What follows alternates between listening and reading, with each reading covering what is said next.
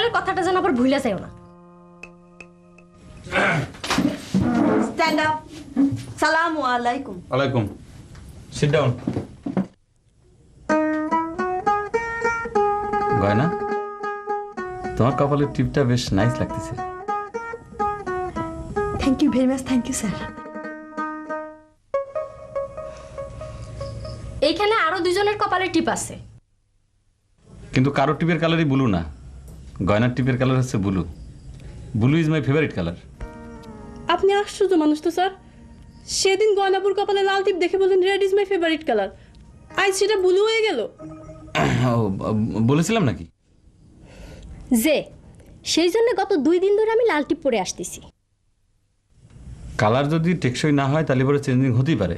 তা আমার favourite colour মেলায় তোমার টিপ পরে আসার কারণটা কি? কারণটা আমার বইয়ের ভেতরেই আছে। ওই যে রবীন্দ্রনাথের ছোট গল্পের সংজ্ঞা, চুম্বকের নর্থ পুল সাউথ পুল বার করবো স্যার। বইয়ের জিনিসপত্র বইয়ের ভিতরেই থাক। এখন আমরা পড়াশোনা স্টার্ট করব। আজকে আমি তোমাদের ভোকাবুলারি টেস্ট নেব।